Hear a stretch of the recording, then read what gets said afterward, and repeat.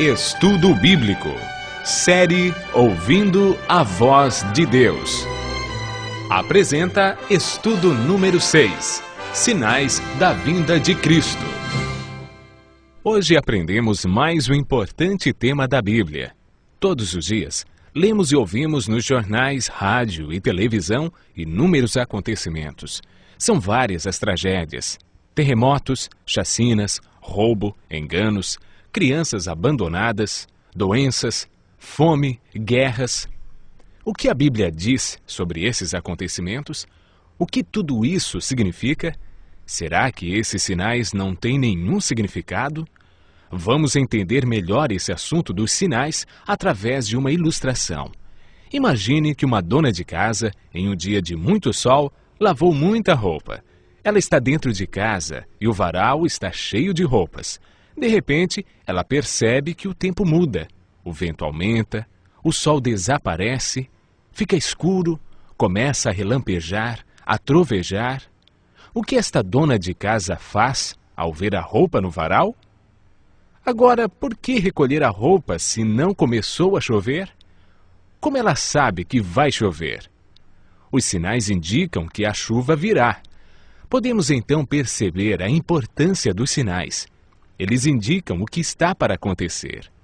Hoje, estamos vivendo e vivenciando os sinais que antecedem a volta de Cristo.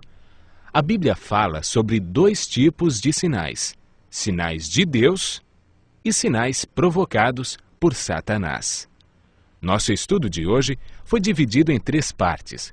Primeiro, os sinais no mundo social. Segundo, sinais no mundo natural. E por último, sinais no mundo religioso. Os sinais no mundo social estão descritos em Mateus 24, versos 6, 7 e 10. Jesus profetizou que antes de sua volta, o mundo estaria envolvido em guerras, fome, nação contra nação, reino contra reino, traição e ódio entre as pessoas. 2 Timóteo, capítulo 3, versos 1 a 5, fala de tempos difíceis, desemprego, fome, pessoas egoístas, avarentas, pessoas blasfemando de Deus, filhos desobedientes aos pais, sem domínio de si. Esses sinais no mundo social são causados por Satanás. Na segunda parte do nosso estudo, falamos sobre os sinais no mundo natural. Mateus 24, versos 7 e 29, fala de sinais que estão acontecendo e que já aconteceram. No dia 19 de maio de 1780, houve o escurecimento do Sol e da Lua. Esse dia ficou conhecido como o Dia Escuro. Na região leste dos Estados Unidos, tão densas eram as trevas que as lamparinas foram acesas ao meio-dia. A ciência não conseguiu explicar esse fato sobrenatural. No dia 13 de novembro de 1833, aconteceu a queda de meteoros. Esses sinais já se cumpriram uma vez.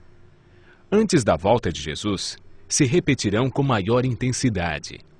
Os sinais no mundo natural, que matam pessoas, indicam que Satanás está agindo até mesmo na natureza. Tratamos na terceira parte do nosso estudo sobre os sinais no mundo religioso. Mateus 24, versos 4 e 5, fala sobre o engano religioso que haverá no tempo do fim. Mateus, capítulo 24, verso 11, fala sobre o aumento das religiões. Para termos uma ideia, somente no Brasil temos mais de 1.500 religiões cristãs. E no mundo, mais de 35 mil religiões.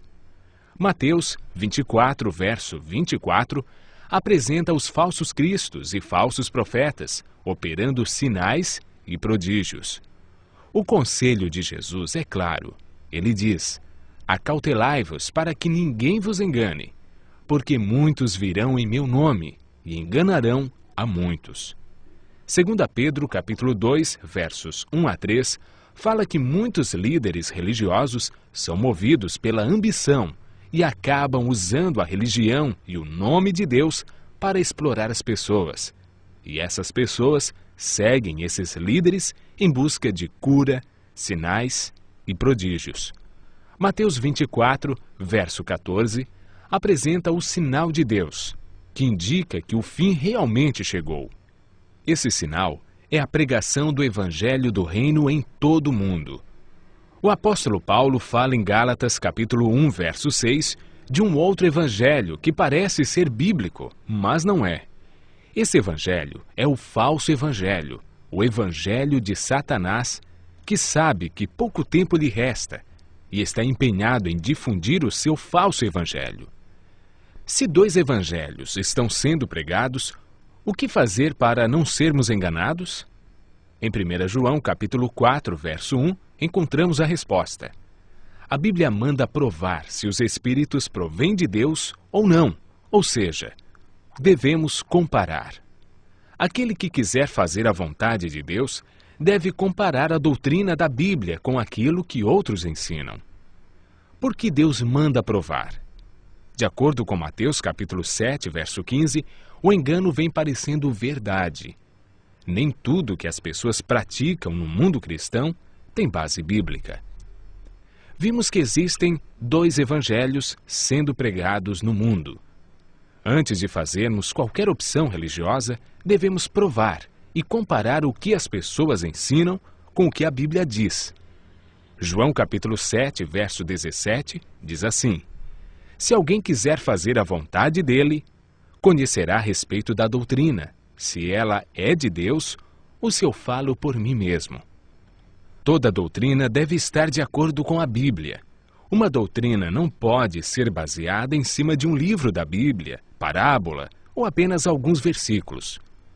Concluindo, vimos que os sinais preditos por Cristo estão todos se cumprindo, indicando que em breve todo o mal do universo terá seu fim. O que está então faltando para Jesus voltar?